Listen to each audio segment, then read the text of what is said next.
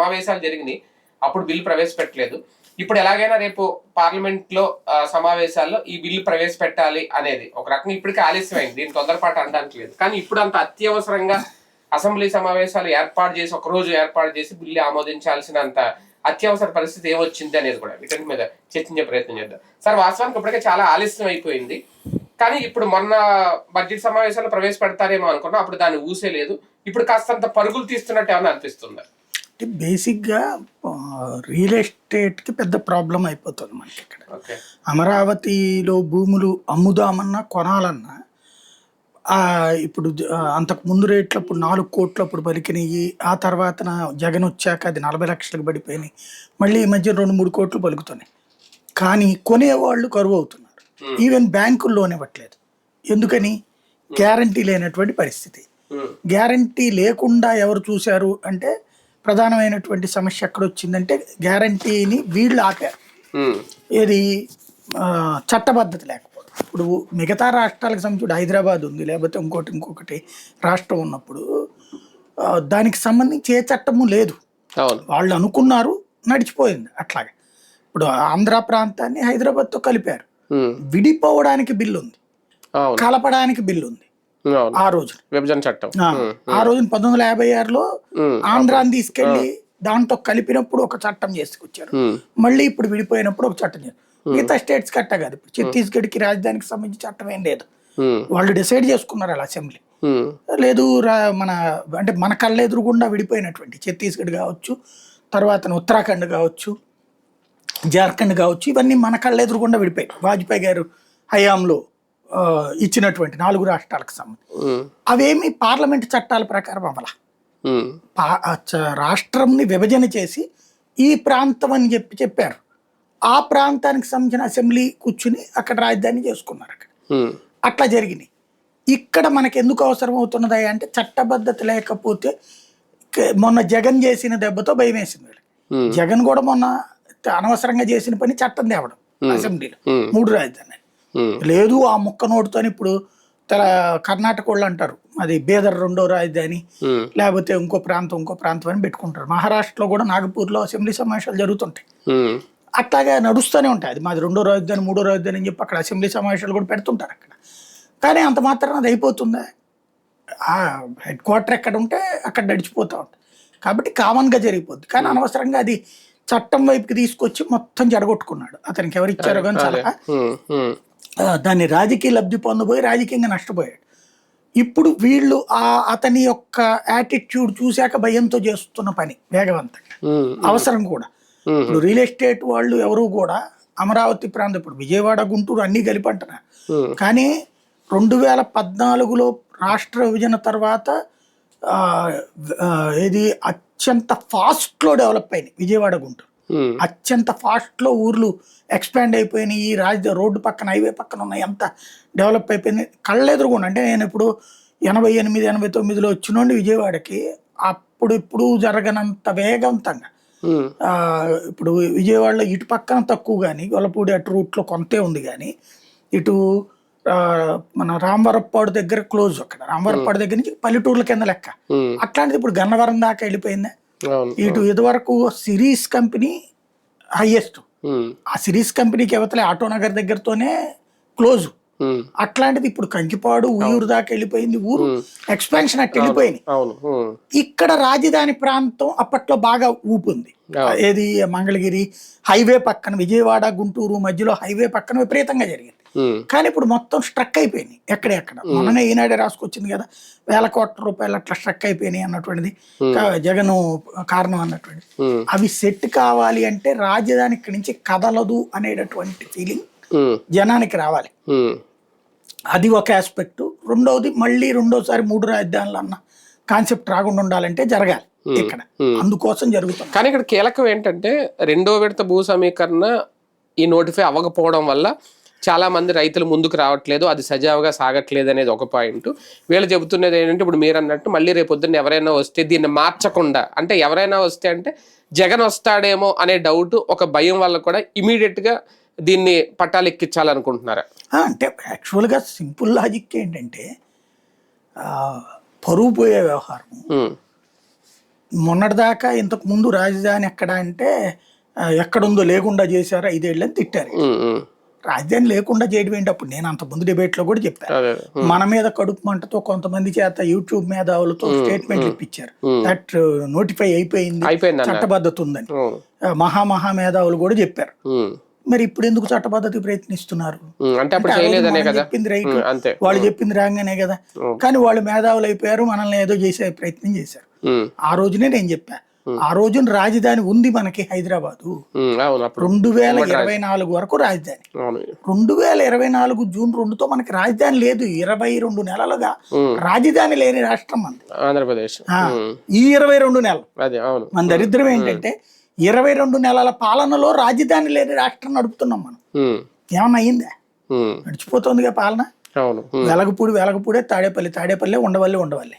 ఇదివరకు ఇదే మాట చెప్తే ఏడ్చారు, ఇప్పుడు లేదని ఒప్పుకుని చట్టాన్ని తెస్తున్నాం అంటున్నారు. దెన్ ఫైనల్ కదా, ఇప్పుడైనా చట్టం తేవడానికి తొందరపడకపోతే సమస్య అవుతుంది. ఇప్పుడు రేపు జనాభా లెక్కల సేకరణ, ఆ తర్వాత నియోజకవర్గాల పునర్విభజన, గందరగోళం అయిపోతుంది కదా. అందుకని ఇప్పుడు ఒక చట్టబద్ధత, మెయిన్లీ పార్లమెంటులో విభజన చట్టంలో హైదరాబాద్ రాజధానిగా ఉమ్మడిగా 10 ఏళ్ళు, 10 ఏళ్ల తర్వాత ఆంధ్రప్రదేశ్ సొంత రాజధాని అనౌన్స్ చేసుకుంటుందని చెప్పారు.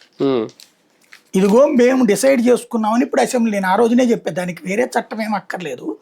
అసెంబ్లీలో తీర్మానం చేసి ప్రభుత్వానికి ఇంటిమేట్ చేస్తే దాన్ని మేము నమోదు చేశామని హోంశాఖ చేసి ఇక్కడికి దానికి ఒక నెంబర్ ఇచ్చేస్తే సరిపోతుంది అన్నటువంటి. ఇప్పుడు అది జరగబోతుంది. అంటే ఇక్కడ ఒకటి సార్ అర్థం కాని ప్రశ్న, దానికి వాళ్ళు చెప్తున్న సమాధానం, ఇన్ని రోజులు ఎందుకు లేట్ చేశారు అంటే, ఇక్కడ కేంద్రాన్ని కూడా ఇన్వాల్వ్ చేస్తున్నారు ఇందులో. కేంద్రం కొన్ని సందేహాలను లేవనెత్తింది, వాటిని నివృత్తి చేయడానికి కొంత టైం పట్టింది. ఇప్పుడు క్లియర్ చేసేసి కేంద్రానికి పంపించేయబోతున్నారు రేపు తీర్మానం చేసేసి అని. అంటే కేంద్రం ఏ సందేహాలను నివృత్తి చేశారో దానికి ఎందుకు టైం పట్టింది? ఆయన పాలనా అనుభవపు వైఫల్యం అది. నేను చాలా గొప్పోడిని, పాలనా అనుభవం గల్లోని చెప్తాడు 100 సార్లు చంద్రబాబు గారు. కానీ ఎందుకు ఐడియా లేదు? 14 నుంచి 19 అప్పుడే చేసి ఉండాల్సింది. అక్కడే ఫెయిల్యూర్. ఆయన ఫెయిల్యూర్ కాదు, స్వార్థం కోసం చెడగొట్టాడు ఆ రోజున. ఆయన ఆ రోజున రాజధాని అంటే 29 గ్రామాలే ఉంచుదామనేది ఆయన ఉద్దేశం. లేదు విజయవాడ గుంటూరు కలిపితేనేమో ఆ ఏరియా వాళ్ళు తిరగబడతారు, ఎందుకు ఇట్టగా మనం సాగదీస్తే పడుంటదిలే, మనమే ఉంటాం నెక్స్ట్ ట్రిప్ కూడా అనుకున్నాడు ఆయన. కానీ ఆ నియోజకవర్గంలో కొడతారు అనుకోలేదు. లేకపోతే ఆ రోజునే చేద్దుడు ఆయన. బేసిక్ గా అవసరం ఉంది అన్న తెలుసు ఆయనకి. తెలిసి కూడా విజయవాడ గుంటూరు కలపకపోతే కృష్ణా గుంటూరు జిల్లాలో ఓడిపోతాం, కలిపితే ఆ నియోజకవర్గంలో జనభూతులు తిడతారు. ప్లస్ ఇప్పుడు తర్వాత వైసీపీ రైట్ చేసిన కరప్షన్ పాయింట్స్ అన్ని ఆ ఊరోళ్లే చెప్తారు. వాళ్ళకి తెలుసు ఎవడు భూమి ఎవడు కొన్నాడు, బయట వాళ్ళకి తెలియదు. కానీ వాళ్ళు బాబు మీద ప్రేమతో అప్పుడు చెప్పలా, తర్వాత చెప్పబట్టినే కదా. లేకపోతే వైసీపీ వాడు ఏమన్నా వెళ్ళి ప్రత్యేకించి చెక్ చేసుకుని వచ్చాడు, చెప్పబట్టినే కదా వీళ్ళు కేసులు పెట్టింది. అదంతా నడిచిపోయింది. అది దాచడానికి ట్రై చేశారు. ఇప్పుడు కూడా అనుభవ రాహిత్యం ఏంటంటే, అనుభవం నాకు ఉందని చెప్పుకోవడం కాదు. నువ్వు జూన్ 2తో అయిపోతున్నప్పుడు ఎందుకు నరేంద్ర మోడీ తను పదవి ప్రమాణ స్వీకారం చేసే లోపే, అంటే మనకి జూన్ 2 లోపే పోలవరం ఎందుకు విడదీశాడండి? పోలవరం మండలాలు ఎందుకు కలిపాడండి 2014లో? అంటే ఆయనకున్న కమిట్మెంట్ రాష్ట్రం పట్ల కానీ దేశం పట్ల కానీ బాధ్యత. తెలుగు రాష్ట్రాల్లో మళ్ళీ భవిష్యత్తులో గొడవలు రాకుండా ఉండటం కోసం 2014లో తను ప్రమాణ స్వీకారం చెయ్యకముందే పార్లమెంట్ తీర్మానం చేసేదే, కేబినెట్ తీర్మానం చేశాడు 7 మండలాలని ఆంధ్రాలో కలుపుతా, ఎందుకని ఈలోపే రాష్ట్ర విభజన జరిగిపోతుంది అనేసి. అంత బాధ్యతగా ఆయన ఉన్నాడు. మరి నీకేం బాధ్యత? నువ్వు ప్రమాణ స్వీకారం మొన్న 2వ జరిగింది, నువ్వు ఇమ్మీడియట్ గా ఎందుకు పెట్టుకురాలా? రూల్ ఏంటయ్యా అంటే, ప్రొసీజర్ ప్రకారం అసెంబ్లీ తీర్మానం చెయ్యాలి. వీళ్ళు ఏంటి దాంట్లో రాసుకుంటే పోతుంది కదా అని వదిలేశారు. నేను చాలాసార్లు చెప్పా, అసెంబ్లీ తీర్మానం చేయకుండా కేంద్రపు లెక్కల్లోకి రాదు, లేదా అసెంబ్లీ తీర్మానం చేసిన దాన్ని హోంశాఖకు పంపించాలి.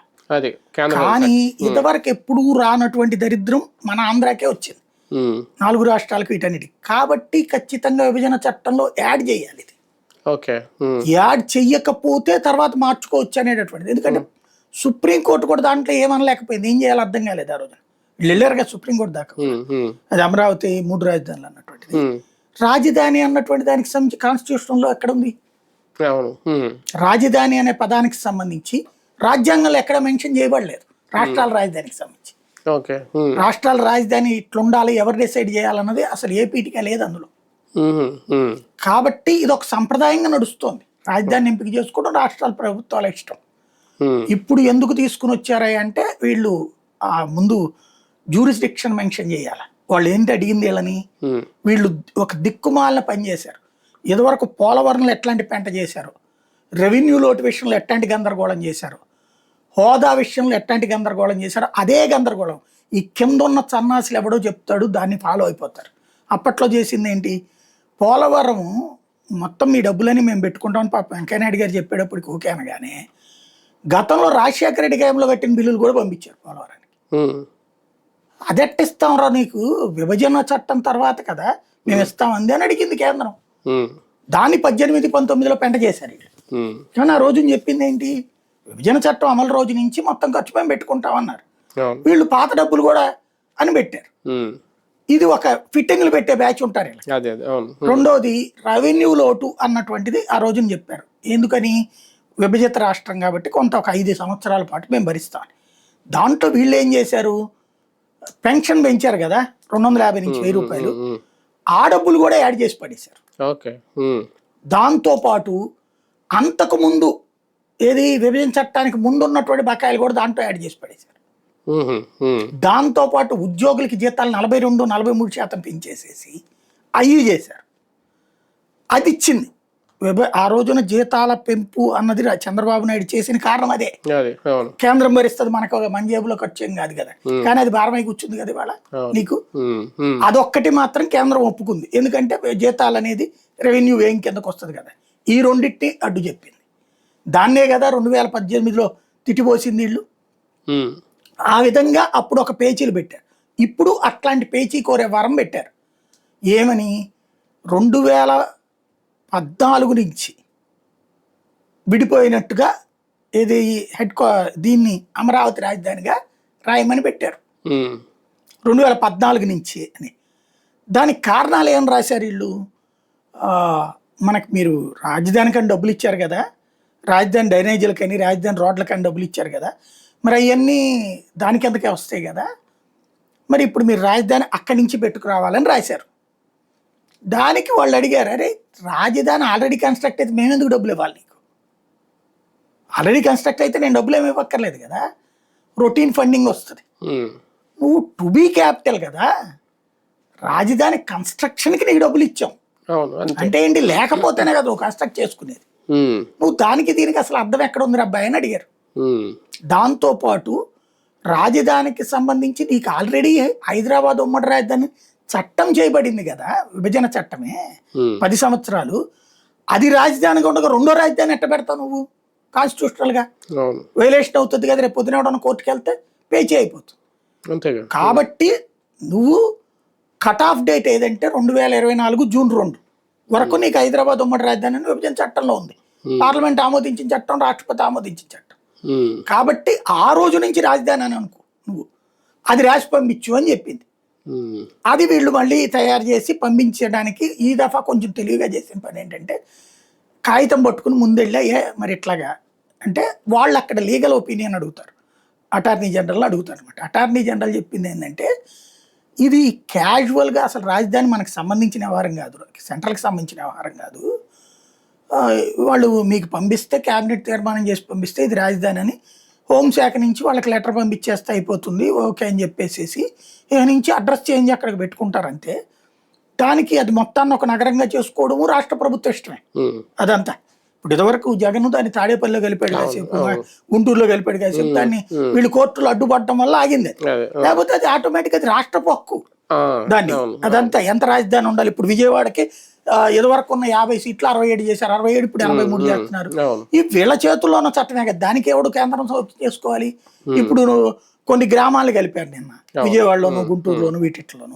అట్లా కలుపుకునే హక్కు వీళ్ళకే ఉంటది కదా, రాష్ట్రానికి రాష్ట్ర ప్రభుత్వానికి. జగన్ చేస్తే వీళ్ళు పెంట చేస్తారు, వీళ్ళు చేసినప్పుడు ఏది చేయరు, వాళ్ళు చేయరు, జగన్ ఏం చేయడు, వాళ్ళ పార్టీ వాళ్ళు ఏమో అట్లాంటి లిటిగేషన్లు పెడతారు, వీళ్ళు మాత్రం వాళ్ళు చేసినప్పుడు లిటిగేషన్లు పెడతారు. ఇప్పుడు ఆ లెక్కన విజయవాడ గుంటూరు ఈ ప్రాంతం అంతా కలిపేసి మున్సిపాలిటీ ఆల్రెడీ పదవీ కాలం కూడా పూర్తయిపోయింది. కాబట్టి ఈ టైంలో చట్టం చేస్తే కాదనే వాడేవాళ్ళు, ఏ చట్టాన్ని ఎవరిని అడగక్కర్లేదు, ఇక తీర్మానాలు ఏం చేయక్కర్లేదు. మామూలుగా అయితే ఆ మున్సిపాలిటీలో పంచాయతీలో కలుపుకునేటప్పుడు వాళ్ళు తీర్మానం చేయాలి, మేము దీంట్లో కలుస్తామని. లేదా ప్రభుత్వం మున్సిపాలిటీని మేము మిమ్మల్ని కలుపుకుంటామని అడిగితే వాళ్ళ ఒపీనియన్ తీసుకోవచ్చు. వాళ్ళు కాదు అంటే కనుక రాష్ట్ర ప్రభుత్వం మేము కన్ఫర్మ్ చేస్తున్నాం మిమ్మల్ని కలిపేసామని చెప్తే కాదనడానికి లేదు. ఇవి రూలు, హక్కు ఉంటది. అంటే కిందోడి హక్కు పయ్యోడి హక్కు ఇట్లా ఉంటది. అలాగా వచ్చేటప్పుడు నువ్వు అట్ట చేసుకోవచ్చు. కానీ వీళ్ళు అనుమానం పడుతున్నారు కాబట్టి అసెంబ్లీ నుంచో తీర్మానం చేసి పంపించమనండి, దాన్ని విభజన చట్టంలో మెన్షన్ చేస్తూ కేబినెట్ ఓకే చేస్తుంది, కేంద్ర కేబినెట్. దాన్ని పార్లమెంట్లో విభజన చట్ట ప్రకారం ఆ రోజున మెన్షన్ అయినటువంటిది హైదరాబాదు రాజధాని అని, విజయవాడకి ఆంధ్రప్రదేశ్ కొత్త రాజధాని ఏర్పాటు చేసుకోవాలని అప్పుడు చెప్పాం కదా. ఆంధ్రప్రదేశ్ మేము ఏర్పాటు చేసుకున్నాము, అమరావతి ఇదిగో సోనసు ఊరి నుంచి సోనసు వరకు అని జ్యూరిస్డిక్షన్ మాకు ఇంటిమేషన్ ఇచ్చింది, దాని క్యాబినెట్ అప్రూవల్ చేసాం, దాన్ని ఓకే చేస్తున్నాం అని చెప్పి పార్లమెంట్లో తీర్మానం చేస్తారు. సింపుల్, ఆ విభజన చట్టంలో ఇది యాడ్ చేస్తారు. ఓకే, అక్కడ చేస్తారు. అది దాని సార్ ఇక్కడ ఉభయ సభల్లో ప్రాసెస్ ఏమన్నా ఉంటుందా, ఇక్కడ అడ్డుకునే అవకాశం ఏమన్నా ఉంటుందా వైసీపీ మండలిలో? ఎవడు అడ్డుకోడండి. ఒకటి తెలివైనోడైతే జగన్ అటెండ్ అయ్యి తన అభిప్రాయం చెప్పాలి, లేదు అంటే తెలివి తక్కువడో లేకపోతే గనక చారిత్రక తప్పిదం చేసినోడు అవుతాడు. ఇప్పుడు రాష్ట్రానికి సంబంధించి ఒక చారిత్రక తప్పిదం గతంలో జరిగింది. విభజన తమిళనాడు నుంచి విడిపోయిన రోజున కర్నూలు రాజధాని ఎందుకు పెట్టారు, అప్పుడు విజయవాడ రాజధాని అని ఒక అనుకున్నారు ముందు. కానీ విజయవాడలో కమ్యూనిస్టులు ఎక్కువ, ప్లస్ కమ్మ సామాజిక వర్గం ఎక్కువ, వీళ్ళేమో రెడ్లు, కాంగ్రెస్ డామినేటెడ్. అక్కడ కమ్మ రాజ్యంలో మనం ఎక్కడ బతుకుతాం, ప్లస్ కమ్యూనిస్టులు డామినేషన్ ఉంటుంది, మనల్ని సర్వైవ్ కానివ్వరని చెప్పేసి కర్నూలు పట్టుకుపోయారు. లేదా ఆ రోజునే విజయవాడ రాజధానిగా నడిచి ఉండేది. అలాగ చారిత్రక తప్పిదం జరిగింది ఆ రోజున. ఆ రోజున ఆ డిసెంట్ అనేటటువంటిది విజయవాడ అన్నది డిసెంట్ నమోదై ఉన్నది. అలాంటి సిచ్యుయేషన్ మళ్ళీ రాకుండా ఉండాలంటే అప్పుడే పెద్ద మనుషుల ఒప్పందం, రాయలసీమకి ఆంధ్రాకి ఇట్లాగా వాటర్ లెక్కలు తెలంగాణకి కలిపేటప్పుడు తర్వాత ఒప్పందాలు, పెద్ద మనుషుల ఒప్పందాలు. అప్పుడు రాయలసీమ అన్యాయం జరిగిందండి, ఏది విజయవాడ కాకుండా హైదరాబాద్ యాడ్ చేస్తున్నాం. అప్పుడు పెద్ద మనుషుల ఒప్పందం, పెద్ద మనుషులు అంటే ప్రభుత్వపు ఒప్పందం కాదు, అది కాంగ్రెస్ పార్టీలో ఉన్న రాయలసీమ తెలంగాణ పెద్ద మనుషులు కూర్చుని చేసుకున్న ఒప్పందం అది, అంతే. అదేదో చట్టబద్ధత కాదు, అది వాళ్ళు కూర్చుని మాట్లాడుకున్న పార్టీ కాంగ్రెస్ ఇంటర్నల్ ఇవ్వాలి. కాబట్టి దాని పెద్ద మనుషుల ఒప్పందం అమలు కాలేదని చెప్తుంటారు. ఆ రోజుల్లో పెద్ద మనుషుల ఒప్పందానికి విలువ ఉండేది, వాళ్ళైతే పని చూసుకో అంటారు. కాబట్టి అట్లాంటి పరిస్థితి రాకుండా ఉండాలంటే, అలాంటి మాట భవిష్యత్తులో రాకుండా ఉండాలంటే అసెంబ్లీకి అటెండ్ అయ్యి జగన్ ఇక్కడ 2 కోణాలు ఉపయోగం. ఒకటి తను మాట్లాడి తన అభిప్రాయం ఏంటో చెప్తాడు, ప్లస్ ఆర్ మైనస్. రెండోది వచ్చేటప్పటికి వీళ్ళు అటెండ్ అయినట్టు ఉంటది సభకి, మళ్ళీ ఇంకొక 60 రోజుల 90 రోజుల 100 రోజులు ఉంది కదా అటెండెన్స్. అప్పటిదాకా మళ్ళీ వీళ్ళు 100 సార్లు స్టేట్మెంట్ ఇచ్చుకుని ఇంకా పోయేదేం లేదు. 2 ఏళ్ళు మళ్ళీ ఏప్రిల్ 1వ తేదీన కేంద్రం అంటే ఆమోదించేస్తే అక్కడ ఏమైనా ప్రాసెస్ లేట్ అవుతుంది ఒకటి అనేది నేను కన్ఫర్మ్ చెప్పను, కానీ వీళ్ళు రేపు ఆమోదించేస్తారు. అసెంబ్లీ ఒక రోజు, మండలి ఒక రోజు అవుతుంది, ఇది వెళ్తుంది. ఇక అది ఎప్పుడు చేసుకున్నా అయిపోతుంది. అంటే ఈ సమావేశాల్లోనే అది వీళ్ళు రాయడం ఇప్పటికీ 4 సార్లు రాశారు కాబట్టి, అంటే కేంద్రం అందులో సిద్ధంగా ఉందని కూడా అంటున్నారు కదా. అదే క్రిందసారి కూడా అన్నారు కదా, ఇప్పటికి మనం 3 సార్లు 4 సార్లు అక్కడ కేంద్రంలో పార్లమెంట్ సమావేశాలు ఇప్పుడల్లా మనము డిబేట్ చేసేవాళ్ళు చెప్పి, ఈ ట్రిప్ అయినా అదేమి గ్యారంటీ ఏం కాదు. ఇప్పుడు ఇంకొకటి కూడా అంటున్నారు, ఇది దీని పేరేంటది, ఎక్స్టెన్షన్ చేస్తారు సభని 150 సీట్లు, ఇప్పుడు 50% సీట్లు, దానికోసం. ఆ గొడవలో ఉంటే దీన్ని ఎక్కడ పెట్టుకుంటారు ఇంకా, లేదా మళ్ళీ ఒక నెలకో ఏమో గ్యాప్ ఇచ్చి స్పెషల్ మీటింగ్స్ పెడతారట, ఇది ఉమెన్ రిజర్వేషన్ కన్ఫర్మేషన్ కోసం. ఆ సమావేశాలకు కనుక ఇది కూడా పెట్టేస్తే, అంటే ఇది 50% సీట్ల పెంపు ప్లస్ అది, అప్పుడు ఈ పని ఈ సెషన్స్ లో పెట్టేయచ్చు. అవును, రైట్. చూద్దాం. మొత్తానికి నిజంగా అత్యవసర సమావేశం, అసెంబ్లీ సమావేశం జరగబోతోంది. నిజంగా అక్కడి నుంచి తీర్మానం కాపీ పంపించిన తర్వాత ఏప్రిల్ 1వ తేదీన ఆమోదిస్తారా, చట్టబద్ధత కల్పించేస్తారా, ఏప్రిల్ నెలలో కేంద్రం సిద్ధంగా ఉందా, వేచి చూద్దాం.